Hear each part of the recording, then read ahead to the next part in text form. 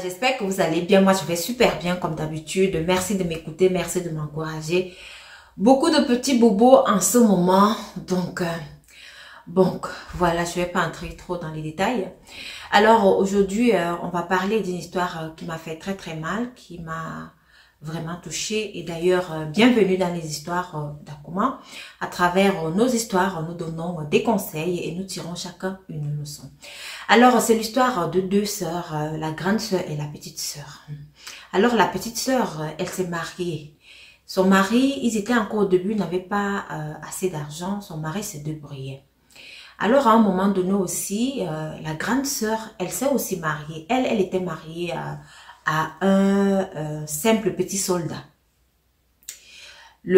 Son mari là, il n'avait pas fait les études, donc il a entré dans l'armée avec le niveau CEP. Donc c'est le niveau qu'on a lorsqu'on termine le primaire, quoi.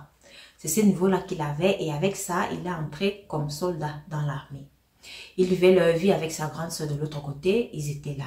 Alors la petite sœur, d'un autre côté, elle avec son gars, elle avait son mari, qui, lui, il continuait avec ses études, malgré tout, malgré qu'il n'avait pas assez aussi, mais il se débrouillait quand même, le garçon, il continuait avec ses études, il a envoyé ses dossiers dans une structure de la place pour pouvoir faire des recherches, parce que lui, il était dans une formation de médecine. C'est comme ça que le mari de la petite sœur, il a continué à travailler jusqu'à ce qu'il est sorti médecin. Et lorsqu'il est sorti médecin comme ça, il était tellement content et tout. Et ils avaient donc des enfants aussi. Et pendant ce temps, les enfants grandissaient. La petite sœur, elle était tellement exigeante en ce qui concerne l'éducation de ses enfants. Elle ne blaguait pas avec. C'est comme ça qu'elle a commencé aussi à pousser à ses enfants à aller à l'école et dit que regardez l'exemple de votre père et tout. Donc, il faut travailler dans la vie. Il faut pas rester là en disant que non, la vie est facile et qu'on va chercher la voie facile. Alors, les années passèrent. Le mari de la petite sœur, il a eu un bon poste quelque part. Et tout allait bien pour eux, tout marchait bien, les enfants aussi, tout ça marchait très très bien et tout et tout. Un beau jour, la petite sœur qui dit à son mari que ouais, mon mari, s'il te plaît, est-ce que tu peux aider ma grande sœur? Tu vois, ma grande sœur souffre là-bas avec ses enfants. Son mari, tu sais que son mari, il n'a pas fait l'école, il est un simple petit soldat. Et le salaire d'un simple petit soldat, c'est pas vraiment quelque chose par rapport au nombre d'enfants qu'ils ont. Est-ce que tu peux aussi l'aider qu'on le prenne quelque part? Tu sais, chez nous, vous savez, chez nous en Afrique, là, ça marche beaucoup avec la vitamine B. Donc, même si tu n'as pas assez de diplôme, si tu n'es pas vraiment gradé dans la main, il suffit d'avoir la vitamine B, comme on a l'habitude de dire, et puis on va te placer quelque part dans un poste qui sera vraiment onéreux pour toi. Alors, c'est ce qui a été fait parce que le mari de la petite sœur, il avait déjà des relations, c'était déjà un grand monsieur dans la société et tout, il se battait à son niveau. C'est comme ça qu'à travers ces relations, donc, il a pu venir, il a pu faire avoir un bon poste aussi au mari de sa grande sœur. C'est comme ça que tout marchait bien. La grande sœur, elle était contente et tout. Elle dit, bon, vraiment, ma petite sœur, tu m'as aidé, vraiment, ça va. On est là, on se bat avec les enfants. Un beau jour, alors, la grande sœur arrive à la maison. Quand elle arrive là, elle trouve que le fils aîné de la petite sœur vient d'arriver. Donc lui aussi, il était en train de faire un stage pratique et tout. Et ce stage pratique-là, on l'a donc payé. Donc quand il arrive, sa maman, elle est contente de dire, ah, mon fils est là et tout. Pendant que la maman est en train de crier que non, mon fils est là. Voilà donc aussi la tante des deux sœurs qui arrive aussi. Elle aussi s'assoit là. Oh, elle crie, dit vraiment, mon fils, oh, voilà mon fils qui est arrivé. Il vient de finir son stage. Tellement qu'il travaille bien à l'école que je suis vraiment satisfait. Et puis même, tu avais dit qu'avec ton premier salaire, tu allais me donner tu allais m'envoyer à Dubaï et tout. C'est comme ça que le fils, donc, il dit à sa maman que oui, maman, je sais. La maman lui pose la question de savoir, on t'a payé, n'est-ce pas? On t'a payé, n'est-ce pas? Je dois aller à Dubaï, comme tu as dit. Le fils dit à sa maman que non, maman, j'ai dit, attends, le mois, si je dois aller à mission. Donc, tu sais que le travail que je fais là, c'est vrai, je n'ai pas encore un bon poste, mais il m'envoie quand même à mission pour 2 semaines. Donc, c'est avec ça que je vais aller avec cet argent, c'est que je vais aller à Dubaï. Donc, le mois prochain, toi, j'achète ton billet d'avion, comme je t'ai dit, tu vas aller à Dubaï.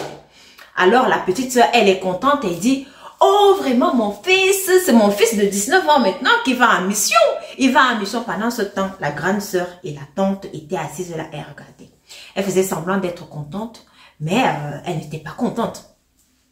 Alors le fils, il est parti, il dit à maman que, oh maman, il dit à sa maman que, bon voilà maman, oh maman, arrête maman, ok maman, c'est bon, arrête. Donc comme ça dit à sa maman que non mais arrête, c'est bon, c'est bon. Vous connaissez le fils et sa maman, il y avait une très bonne complicité entre le fils et sa maman.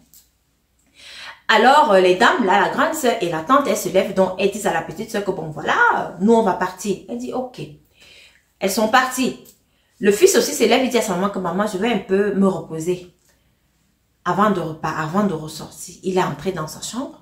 Quand il entre dans sa chambre comme ça, sa maman, elle entend comment son fils crie, maman, maman, viens. La maman s'accourt donc parce que le gars a crié comme si il avait quelque chose de terrible qui arrivait et tout. Il arrive, sa maman accourt, elle dit, mais qu'est-ce que tu as mon fils, qu'est-ce que tu as? Cette histoire m'a touchée, je ne pouvais pas rester tranquille sans vous la raconter. Le garçon dit à sa maman que maman j'ai mal. La maman crie que mais tu as mal où? Dit maman j'ai mal ici, j'ai mal, amène-moi à l'hôpital. C'est comme ça que la maman appelle aussi son mari, le papa de l'enfant. Que bon voilà l'enfant est malade et tout. Et comme le papa lui aussi médecin de son état, on est allé dans la structure là où le papa travaillait, on arrive avec l'enfant et tout. Et vous savez, lorsque c'est quelqu'un qui concerne votre famille, le papa, il n'avait pas tellement de force qu'il a laissé que ses collègues s'occupent de l'enfant et tout. Lui-même, il était dehors en train d'arrêter sa femme parce que la maman, elle criait, disait comme mon enfant. Et pendant ce temps, l'enfant aussi criait, maman, j'ai mal, maman, j'ai mal. On entre avec l'enfant dans les locaux, soins intensifs et tout, on se met à tout faire pour pouvoir sauver l'enfant. Alors le médecin sort, l'un des médecins sort, il appelle le papa de l'enfant, son collègue, il lui dit, bon voilà, je suis vraiment désolée, il n'y avait plus franchement rien à faire. Quand on est arrivé avec lui aux soins intensifs, on a pu réanimer comme on pouvait, mais il est parti. On est vraiment désolé. La maman qui s'assoit par terre, imaginez la douleur de cette maman, elle s'assied par terre. Elle crie, elle dit, mon fils, mon enfant, qu'est-ce qui s'est passé? Comment il peut partir comme ça? Mon fils n'était pas malade, mais qu'est-ce qui est arrivé avec mon fils? Le mari qui essaie de consoler sa femme, il dit donc à sa femme qu'il faut te calmer, c'est arrivé, c'est la volonté de Dieu, je sais pas ce que je peux te dire là, tout le monde est en pleurs et tout. Alors, ils ont porté l'enfant pour amener à la morgue de l'hôpital. Arrivé là-bas à la morgue de l'hôpital, c'est comme ça que les morguiers regardent, parce que parfois on dit qu'il y a certains morguiers là qui sont doubles, hein, comme on a l'habitude de dire, qui sont doublés, ça veut dire qui peuvent voir des choses que nous autres, des personnes normales, on ne peut pas voir. Que la langue de l'enfant est tout noir. Il dit non, la langue de l'enfant est tout noir. Ça veut dire que cet enfant n'est pas décédé normalement. C'était pas encore son temps. Il y a quelqu'un qui a anticipé sa mort. Non, ça ne doit pas être ça. Est-ce que vous voulez que je fasse quelque chose pour que votre enfant nous dise qui lui a fait ça? Le papa dit que vous savez, moi je suis chrétien. Donc c'est arrivé comme c'est arrivé, il faut le laisser. C'est comme ça que les deux sont sortis. La maman, elle ne pouvait pas. La maman, elle dit à son mari que attends-moi dans la voiture, j'arrive. Elle rentre, elle s'en va voir le morgue. Elle dit au morgue que moi je n'entends pas ça de cette oreille. Dites-moi, faites ce que vous voulez faire là. Je veux savoir qui a tué mon enfant. Parce que je trouve ça bizarre. Mon enfant ne peut pas mourir comme ça. Les morgues, et ils ont leurs histoires qu'ils ont l'habitude de faire. Il l'a fait. On est rentré à la maison.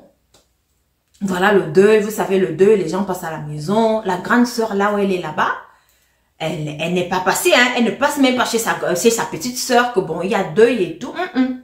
C'est pas son problème. On lui dit que mais depuis là, ta petite soeur, elle a perdu son fils, tu passes pas. Elle dit mais c'est elle qui va aller réveiller son fils qui est décédé ou quoi? Si elle ne part pas, est-ce que son fils va se réveiller et tout? Elle, ça ne lui disait absolument rien du tout. Alors la tante, le 3e jour du décès, la tante, elle vient donc à la maison, c'est le deuil et tout. Celle qui avait l'habitude de venir à la maison, elle pose la question de savoir où sont les toilettes. Je dis que mais où sont les toilettes? Comment est-ce que tu ne connais pas? Tu avais l'habitude de venir dans cette maison si tu ne connais pas où se trouvent les toilettes. Bref, on lui dit, bon voilà, les toilettes sont tout au bout du couloir. Elle s'en va. La dame, elle ne voulait même pas aller aux toilettes. Elle voulait aller dans la chambre du petit. décédée. Elle arrive donc dans la chambre du petit. Tout le monde qui était au salon, on entend comment quelqu'un crie. Ah non, non, la personne, elle a crié. Tout le monde accourt, donc on dit que, mais madame, qu'est-ce que vous faites dans la chambre du défunt? Qu'est-ce que vous faites là? Donc on la trouve en train de parler comme si elle voyait le défunt. Et le visage est fendu, elle est en train de saigner de partout. On lui pose la question de savoir, mais madame, qu'est-ce que vous faites là? Qu'est-ce qu'il y a? Qu'est-ce qui ne va pas? Elle dit non, elle voulait aller aux toilettes. Donc, elle racontait des bobards, des trucs bizarres. Finalement, on l'a amenée à l'hôpital. On l'a laissée là-bas. Maintenant, le jour de l'enterrement, pendant qu'elle était là, elle était à l'hôpital, hein, les jours se sont écroulés. On dit, bon, voilà, c'est l'enterrement. L'enterrement est donc arrivé. Les morgués là sont arrivés avec le cercueil et l'enfant dedans et tout. Quand ils sont arrivés, ils ont pris le bâton de manioc. Écoutez, ils ont pris le bâton de manioc, donc le bâton de manioc qu'on n'a pas encore emballé. Donc c'était encore le manioc, le jacques qu'on pile là avant de faire le bâton de manioc. Voilà. Il a pris ça, il a mis sur le cercueil et tout. Quand ils arrivent avec leurs écorces et tout. Ils versent dans le cercueil, ils ouvrent le cercueil, ils demandent d'ouvrir. Ils versent tout autour dans le cercueil et tout. Pendant ce temps, la tante, elle était assise là. Pardon, pendant ce temps, la sœur, elle était assise là aussi. Et puisqu'elle est venue pour l'enterrement, elle était assise là, elle dit que son fils un petit enfant de 19 ans, qui a commencé l'émission, qui devait déjà aller à Dubaï et tout ça avec l'émission à 19 ans seulement. Lui-même, c'est là où il a mis la main. Donc, elle commençait à parler des trucs comme ça. Quand les morgués là sont arrivés, et je reviens à l'histoire, ils ont mis les trucs dans le cercueil. Il y a un des morgués qui a parlé, il a dit, garçon, si tu es garçon, tu dois nous dire qui t'a fait ça. Parce que là où tu es couché là, c'était pas encore ton heure. Tu dois nous dire qui t'a fait ça. Il parle et il se met dans à gronder le garçon. Il prend un couteau, il met dans la main du garçon que montre-nous qui t'a fait ça. Le garçon ne réagit pas. C'est ainsi qu'il a donc pris un fouet. Il a commencé à taper le garçon dans le cercueil que tu dois nous montrer. Tu es un homme. Tu nous montres qui t'a fait ça. Tu ne peux pas aller comme ça. Tu ne peux pas partir sans nous montrer qui t'a fait ça. Devant tout le monde. C'était grave. C'était grave. C'est ainsi que la main donc qui avait le couteau est sortie du cercueil. Les gens se mettent donc à crier. Écoutez attentivement.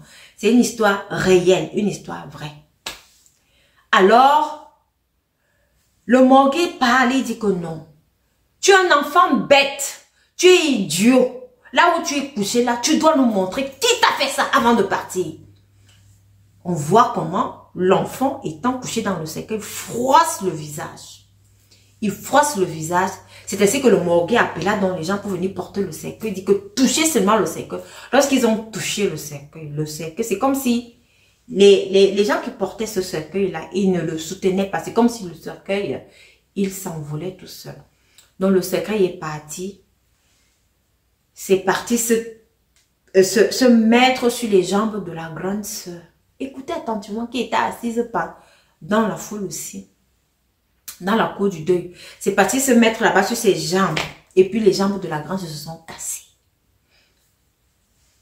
Alors le morgué lui dit que si tu ne parles pas, le cercueil ici là ne quitte pas sur tes jambes. Elle commence à crier, oh vraiment, c'est que j'étais jalouse parce que les enfants de ma petite sœur, ces enfants évoluent tellement bien à l'école et tout. Sa grande sœur, la petite sœur, qui se lève et dit, ah, ma grande sœur, malgré que j'ai demandé à mon mari de trouver une bonne place à ton mari, aujourd'hui vous êtes bien. Donc tu étais jalouse. Elle dit que oui, avec la tante qui est à l'hôpital, vraiment, ils sont allés voir le marabout. Donc, ils sont allés voir le marabout. Et le marabout a dit que non, il faut qu'ils viennent donner un vêtement qui appartient à cet enfant.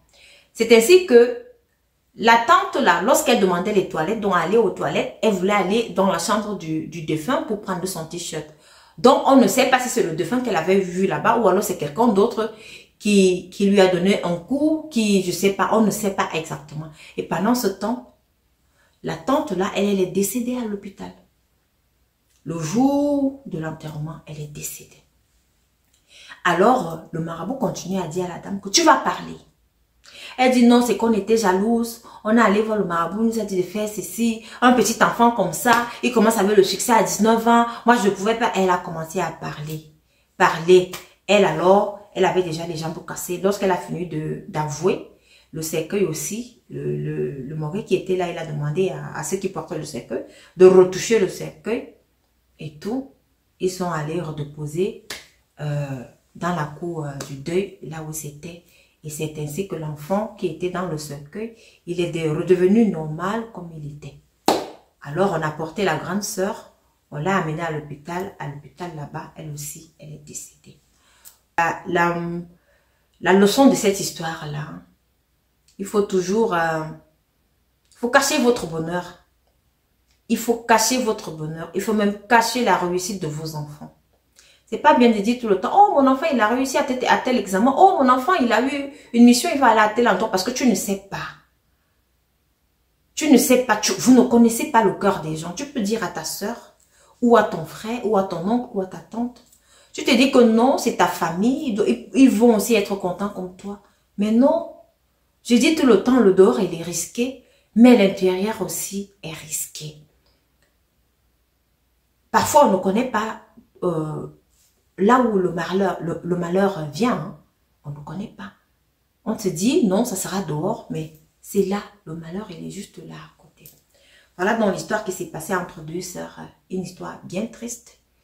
Portez-vous bien, gardez les réussites de vos enfants, rien que pour vous. Gardez aussi vos propres réussites, rien que pour vous. On a l'habitude de dire, pour mieux vivre, il faut vivre caché. Merci de m'avoir écouté et rendez-vous à la prochaine vidéo.